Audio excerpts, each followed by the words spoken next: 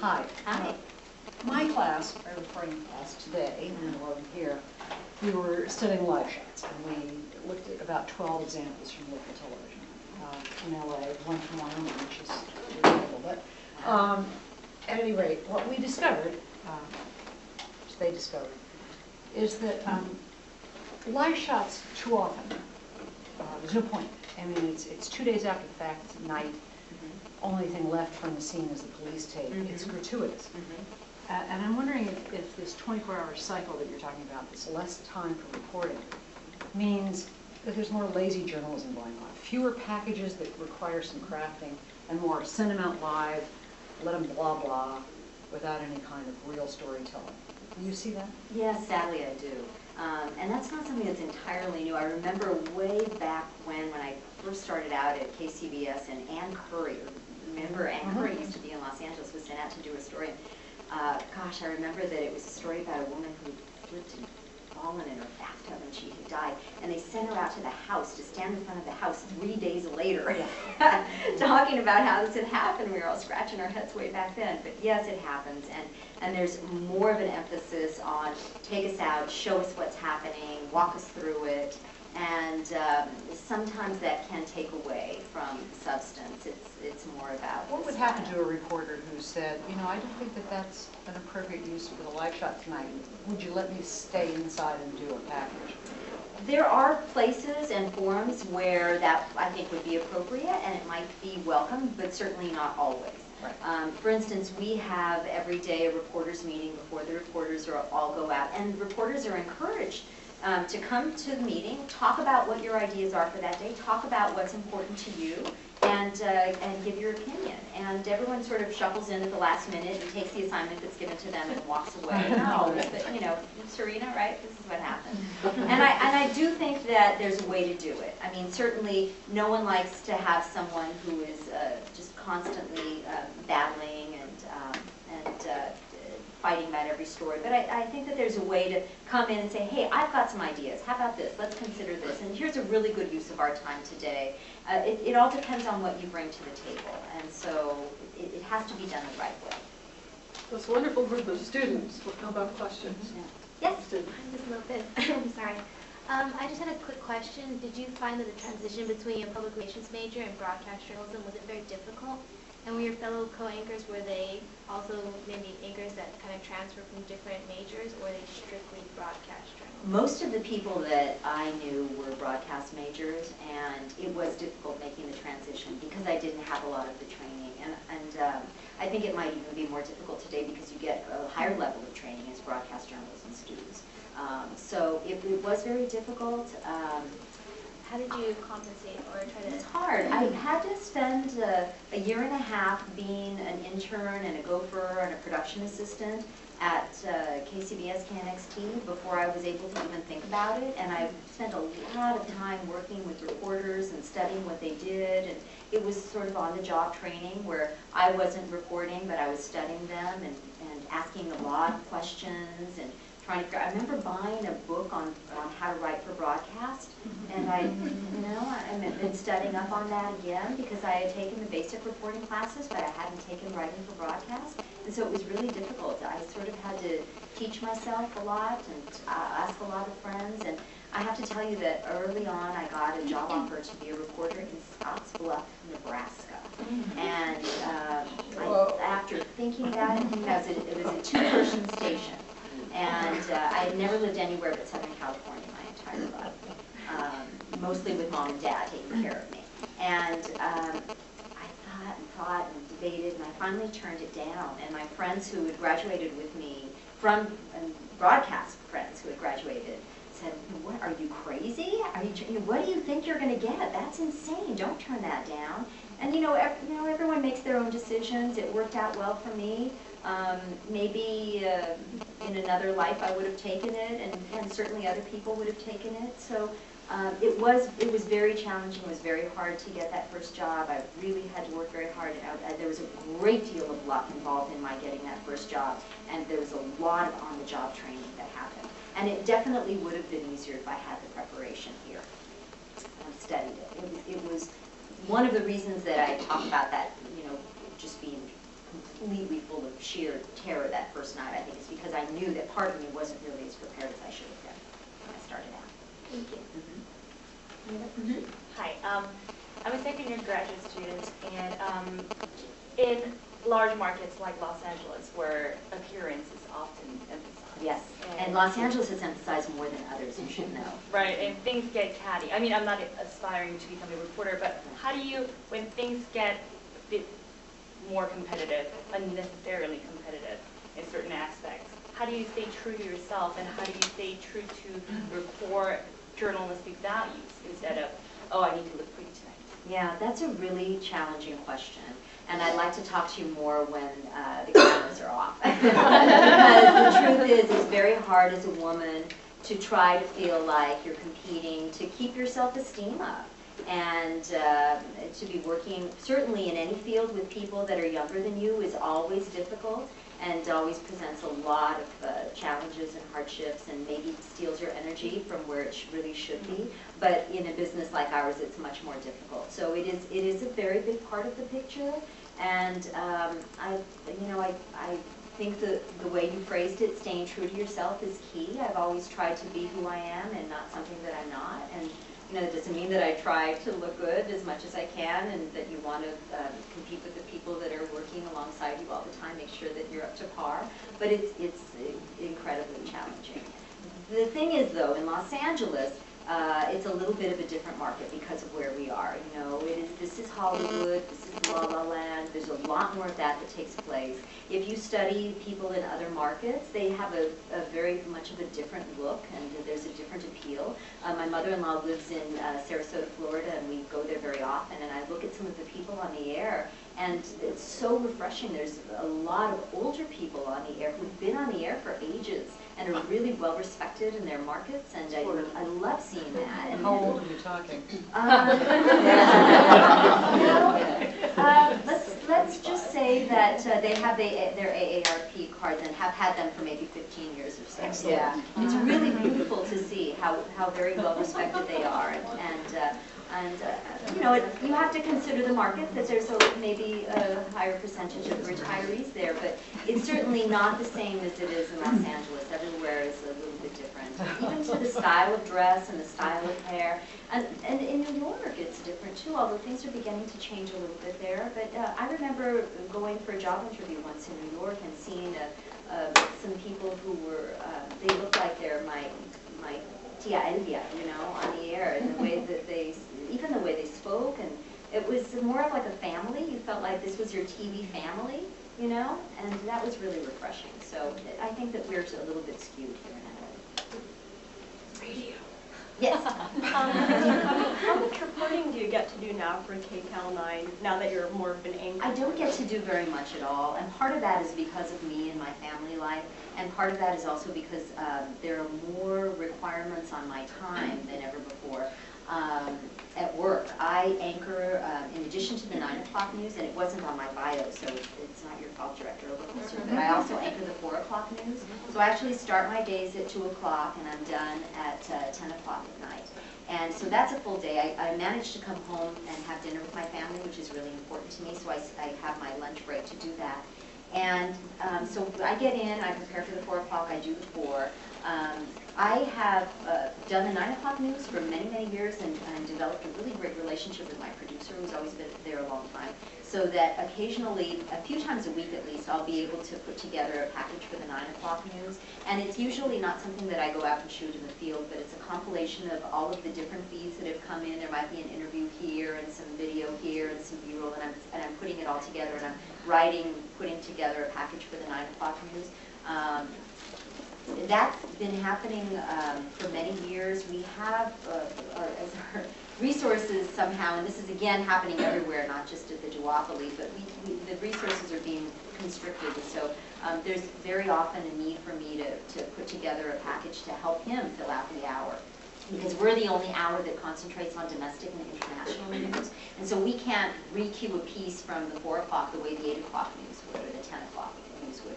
We have to look at what's happening around the world, and so that often means putting together our own pieces. And I help with that, and I love doing that. But that's not really reporting. That's more writing and cobbling things together that other people have done. I do that on a regular basis. I don't go out and work in the field very often just because my days are already full with anchoring. And also, today I got called in early and I told them, I'm sorry, I can't, I'm going to USC, and that got me out of it, but I often get called in to do the 2 o'clock news in addition to the other ones when someone else is sick, or I'll always stay whenever the 10 o'clock anchors are out. I also stay and do the 10 o'clock news, so there are more demands on our time than ever before. And I have my kids too. And I also have weekend events that I do, and morning events that I do, like this one, speaking, and I've been one of the spokespeople for Susan G. Komen Race for the Cure for 12 years now. And so there's all those sort of community appearances too that we try to do, just because we know that we can help different groups and get the word out about different things, and that's also been a big part of my job for a long time. It's something that's very important to me too. So to that extent, it doesn't leave me a lot of time to go out and say, hey, I'd love to do this reporting, or I'd love to do this story on something. You know, I need to go do an interview in Orange County all morning long. It makes it very difficult. I'm hoping that when my daughters get a little older, I'll have a little more time to do that. And we're getting to that point. It's a long-winded answer. Yes? I know that you have a major in PR here, right? Yes. Why didn't you choose a career in PR after you graduated? And do you think like PR and broad journalism, which is more appealing to you? Well, it ended up that because I had this wonderful opportunity to be an intern at KCBS, and because once I got there, I really liked it, that I never considered going back into public relations. So it's something that very much appealed to me, and that's what I studied when I was here. But the road of life ended up taking me into a career of broadcast journalism instead, and I'm very happy that I did it now, which isn't to say that I wouldn't have had a fulfilling career in public relations. It's just sort of what happened with my life, and I can't say which one's more appealing. I think they're both very appealing depending on what your skills and talents are. What did you learn from here, like in PR major, help you later in your career? Like a lot of what I learned helped me in my career. You know, we all have to take basic reporting classes, not reporting classes, but writing classes and editing classes, and so all of that was a really excellent background for what I'm doing now. And then, you know, studying how the word gets out, and you know, how you know, they taught us all of the things that we learn as journalists working in the field about how if you try to contain some news that may be negative news for a company, it's a bad thing because it ends up getting out anyway. It's better to be open and honest and be forthcoming right away with information, even though it may be somewhat detrimental to your company. And all of these are things that are very basic to what we do as broadcast journalists every day. We try to get to the truth. We try to report information immediately, and so they really work hand very well. Thank you so much for coming and speaking. Oh, thank you. I know you've talked a little bit about your family, and oftentimes I've heard other reporters or anchors say that they had to put their personal life on hold. But Yes. what advice would you give to aspiring journalists who do want to have a family and not wait? That's one of those very, very difficult questions to answer, and there's no easy answer. And it's not just for broadcast journalists. I think it's for a lot of working people, and women in particular, because we often take the brunt of, you know, taking care of the children and, of course, having them and all of everything that goes with that. There is no easy answer at all to that question. Everyone has to figure it out their own way. I think that my mother gave me some advice very early on, which has helped me a lot, and that is that as long as you don't expect that you're going to do anything, you know, perfectly 100%, then you'll be okay with it. You know, something has to give. One of them is going to suffer a little bit, or both. And, you know, you can't be 100% mom there all the time, everything that you'd like to be, and you can't be 100% stupendous employee and broadcast journalist. That's not going to happen either, because you're always going to be thinking about what's going on at home, and as a mom, you're always going to have those demands on your time. So I think as long as you know that it's really impossible to be a super mom, it's a really big myth, and no one can do that. There's always something that gives. Even if it seems like someone is a super mom and a super worker, it's really not the reality. And if you accept that, then I think it's a little bit easier to do. But I have made some sacrifices at work to try to be with my daughters more. There was a time when my first daughter was born where I negotiated a contract where I could work 4 days a week, and that worked really well for a while. That was while I was anchoring the weekend news, until they offered me the 5-day-a-week noon job. So I think my 4-day-a-week schedule lasted about a year and a half, which was one of the happiest year and a halves of my life. And which isn't to say I loved the work, but I loved it even more because I got to spend more time with my daughter. But then I was moved into the 5-day-a-week noon, and you know, that had its whole new sets of demands, and then I was moved into the night, which for a while worked out really well because my children were little and I could be with them in the mornings, but now it's more difficult because oftentimes with my high school daughter, I don't even see her all day long.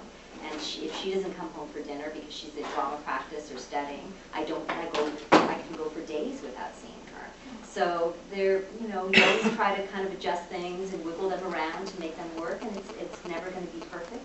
And there have been times, I'm sure, when I have been passed over for reporting, you know, assignments and series assignments because people knew that I wouldn't go, you know, 3 mornings in a row without seeing my kids or 3 nights in a row without seeing my kids. But those are the choices that I made. Here's a question. Hi, thank you for coming. Thank you. With social media and newer technology advances, where do you see the future of journalism? I think there's so much that is changing day to day to day that I don't think I can even begin to answer that question. I don't know. I think if we look back 10 or 20 years, we're going to say, gosh, do you remember that time where things changed so very rapidly that it was hard to keep up, you know, from one day to another? I mean, literally these advances are happening faster than I can keep track of. And you're all much better at doing that than I am because you've been raised with all of this. And frankly, I think you can probably answer that question better than I can. Journalism is changing. There's going to be, and there already are, so many more choices for so many more people. I don't know what's going to happen to traditional broadcast journalism. I can hope that it's going to be around for a while so I can have a job for a few more years, but I really don't know. It's just changing very, very rapidly. Fortunately, we have a lot of people who still like to watch Channel 9 and Channel 2, and when things are happening, when really big things are happening, they still turn on the TV.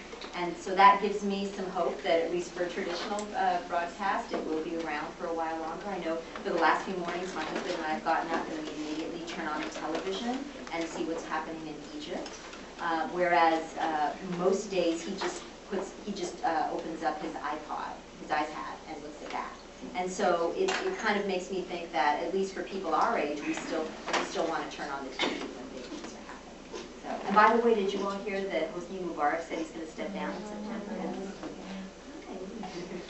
Okay, you can ask. Yes. What is the most difficult story you've ever had to cover?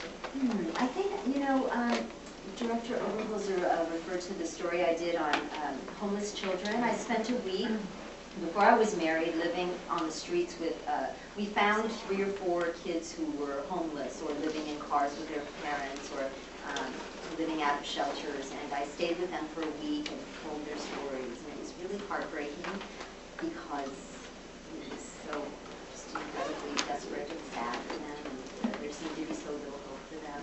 And as much as I thought, oh, well, okay, now they're at a shelter, they're going to be okay, someone's going to take care of them. The way that it ended up was their mom took off at the end, and they left the shelter, and no one knew where they were. So it was very sort of heartbreaking story. It didn't have a happy ending, and it really tugged on my emotional, you know, part of me. It was something that stayed with me for a long time. That was the hardest one. Aside from that, probably the scariest and the most dangerous is going into Long Beach in the middle of the LA riots and having people shoot at us and literally lying on the floor of the live band because we were trying to drive out of there because we were afraid we were going to be shot and people were going to try to break into our band. And that was really frightening and very challenging. Yes? How do you prevent yourself from getting burned out? Oh, that's a tough question. You know what? That's really difficult. There are very many times when I'm reporting or anchoring the news where I have to tune out a little bit. And I know that sounds crazy, but there are so many horrific things that we see, that there are many times where I will not pay attention to a report that we're airing. I'll try to talk to my co-anchor and I'll say, you know, this is a little too much for me and I just can't really let myself go there right now because it would be hard to do my job. It would be hard to continue on and read the next story. And I find myself doing that a lot, especially as a mother, when you see stories that just break your heart about children. Sometimes it's just too much, and whereas something I would be able to pay attention to at home and really focus on, I can't let myself do that at work because it would be too difficult to continue. So I think that saves me a little bit. My children tell me that I'm much more paranoid than most other mothers because of all the things that I see on the air, so maybe I've already been burnt out. I don't know. Maybe that's happened. Is that what you meant by burnt out? Yes. Okay, yes. Hi, Sylvia. It's so good to see you. It's good to see you. I left and I miss you guys a lot. Aww. And I came back here to get a master's because I think one of the directions that journalism is going is that you have a bigger opportunity more now than ever to become an expert in one subject again. Yes. Back to being a specialist, and do you see that happening in local news? Do you see a return to the beat system and people that really know politics really well, really know religion really well, science, things like that, or not yet? I don't see that happening at the duopoly quite yet. I see that happening at bigger entities like CNN certainly has a lot of experts in almost every different area, and we're not quite there yet. And there's a lot of changes happening right now at the duopoly and a lot of local news, which maybe have taken away and sort of taken our attention away from that. We do have some specialists, but we don't have as many as we used to. When I started in this business 28 years ago, where we used to have a medical reporter, a consumer reporter, and we had lifestyle reporters, and we had a movie critic, and a political reporter or two, and we don't have that right now. And again, I don't want to single out my station. It's happening in a lot of local markets. There's just a lot of demands on the times and the budgets of management right now. So I don't know if that is there. I certainly think it's there, not in broadcast journalism, but on the internet and different types of reporting. And I think you're right that is something that would be a good thing to get into and develop. One of your daughters tells you she wants to go into broadcast journalism. Well, wants to go into journalism or public relations. What do you tell her? You're putting me on the spot here. You're going to be on the record on that. That's a tough one. I would encourage her, and then I would really make sure she knows exactly what she's getting into. And just like I said at the end of my presentation, I would make her think about what kind of life she wants to have, what kinds of challenges and sacrifices she's going to face, what's really important to her, what the realities are, what some of the salaries are. And if she really was with it still 100%, I'd say, go for it, we'll support you. I have a softball question. Besides being naturally nice and we work together, how do you maintain your humility and your work ethic when you've risen in the business? Because you see so many people who develop inflated egos, and you're not like that. Well, that's a tough question. I think a lot of times people who are on TV are sort of made to feel like they're stars. You go someplace and people might ask you for an autograph, and I do Susan G. Komen Race for the Cure, and they treat me like a queen every time I go. And the truth is that I just show up. They do all the work, and I just show up and say a few words, I'm so overwhelmed by how much work they've done for a year leading up to that event, and how grateful they are that I've been there, and I've done less than anyone there. So I guess it's just really obvious to me that, I read the news, and I try to do my best, and I don't know. That's a tough question. Another thing is, though, I don't really think that my talent is that great, to tell you the truth. And I've known many people who I think have much more talent than me. And what I always tell young people is it's not about how much talent you have, it's how hard you're willing to work. And I've tried to always be, after I learned my lessons about being prepared, I've tried to be prepared. I've tried to make sure that I show up on time. I try to do things with a smile on my face most of the time. And, you know, they're like the basic lessons you learn in kindergarten. And I think that some of that sort of applies to, you know, right. You know, if you begin to think that it's okay for you to show up late because you're, you know, special, if you begin to think your talent is better than someone else's, then that, you know, that doesn't work in any field. And but honestly, I don't really think it's about talent so much as just really working hard, and I think that applies in any field. And so I think if you just keep sight of that, I think people sometimes forget that, and they lose sight of that a little bit, and that begins to be a problem. And begin to believe your own publicity is what I always say. Well, that is a perfect note.